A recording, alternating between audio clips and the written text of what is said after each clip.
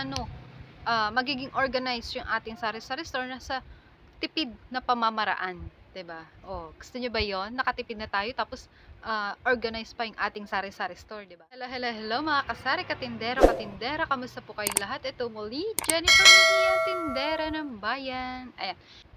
Meron po akong share sa inyo mga kaibigan, mga kasari, no?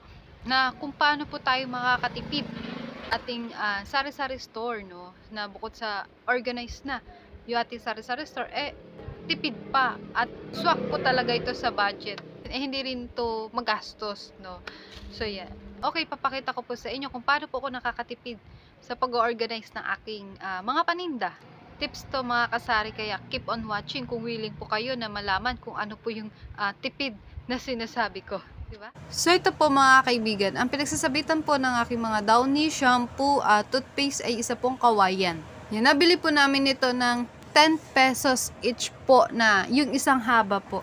Pwede naman to maging libre, basta tayo yung mamumundok, tayo yung maglilinis. Ito kasi may bayad na kasi naibaba na sa bundok, tsaka malinis na po talaga, makinis na. Ito po sabitan ko na to, papalitan ko na po, kaya naglagay na po ako ng isang kawayan doon, naka-ready na po. Bali, ililipat ko na lang po ito. Kasi ito'y nag-letter U na. Pagka mabigat po pala yung mga ilalagay natin is, wag na po natin hahatiin sa gitna yung kawayan. Isang buo na po nating ilagay yun. Kasi pag mabigat po yung ilalagay is magle-letter U na po. Yeah mga kaibigan, wala pa pong kisame yung aking sari-sari store, pero high ceiling naman po, kaya hindi masyadong mainit. At yung ganito naman pong sabitan is bigay po ng Copico product. Ayan, yung aking mga kape na Copico. So, thank you sa aking mga ahente na napaka-generous na magbigay ng mga ganitong sabitan. So, yan. Pwede naman daw po lagyan ng ibang mga items yung kanilang sabitan. Basta wag lang daw po yung kalaban nila. Wag lang daw po ibang product na kape. Yung mga ganong magic syrup, seasonings yun, pwede daw po yun. So, yan mga kaibigan. Ito naman po yung next na pinakatipid na organized sa ating sari-sari store. No? Ito pong mga box na nagamit na, yung mga wala ng laman, ito po ay golden coolers. Yan. Yan mga kaibigan, pinaglagyan ko po ito ng mga tingi-tingi na mga kape, yung mga pira-piraso na po. No? At ito pong basket ko po na ito, nilagyan ko po ng separator gamit ang box ulit. No? Yan. So, magkakahiwalay na po. Ito yung magic syrup tsaka bitchin. And then, meron dito oyster sauce. Ayan, nagkakabukod-bukod na po. Hindi na po halo-halo, hindi na rumble-rumble. Mas madali nang makita kung ano yung mga stocks na meron tayo. Yan, box lang po ito na pinagtanggalan ng mga paninda. So, ginupit-gupit at inassemble. So, tanan! Yan, ito na po yung kalabasan ng aking artwork. Masarap sa pakiramdam pag nakaayos yung ating mga paninda, yung hindi kalat-kalat, hindi halo-halo. No? Masarap sa pakiramdam, magaan sa pagtatrabaho. So yan, dahil tayo po ay retail store, so marami po talaga mga tingi-tingi at pira-pirasong mga items. Kaya kailangan din po natin pagbukod-bukuri, no? I-organize.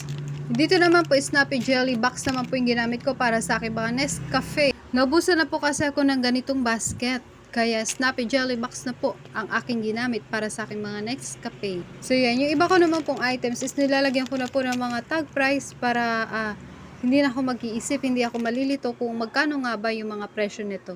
So yan, yung dito po sa mga delata, nilalagyan ko rin po ng karton dito sa ibabaw ng delata kasi hindi po pantay-pantay yung bilog ng delata. So kapag hindi ko po nilagyan ng karton, yung bawat patong is mahuhulog po, tatabingi.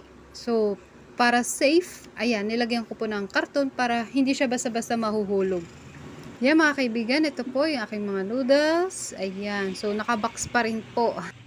Yan, nandito naman po yung mga pira-piraso kong mga toothpaste, sabon, ayan, mga conditioner at shampoo. Yan, sa box ko pa rin po nilagay ng box ng Bioderm. Kasi mga kaibigan, kung hahayaan po natin itong mga to ay nagkahalo-halo, sama-sama, rambol-rambol, tayo rin po ang mahihirapan. Mahirapan tayo maghanap ng mga stocks.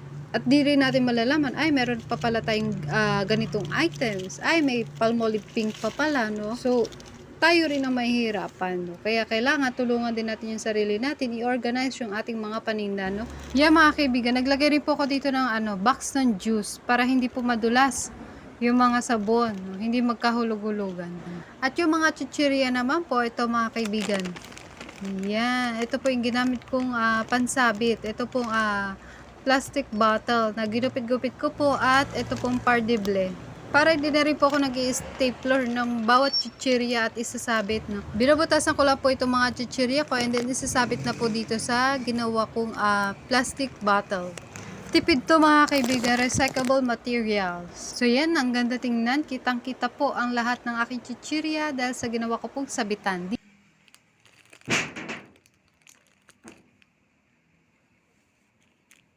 So yan mga kasari, katindero, katindera, hindi po natin kailangan maging magastos sa ating sari-sari store, no? Sa pamamagitan lang po ng pagre-recycle ng mga box na wala nang laman, yung mga napagtanggalan ng mga paninda, so yun po yung pwede nating pang-organize. Yun po yung ginagamit ko ng organize na mga ibang items sa para hindi nahuhulog or nakaseparate yung mga paninda, so hindi rumble-rumble, hindi halo-halo, para hindi rin po tayo mahirapan maghanap ng mga stocks natin.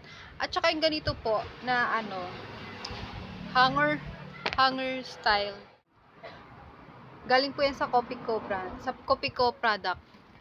Inoffer nila to sa akin. Kaya ayan, binigyan nila ako.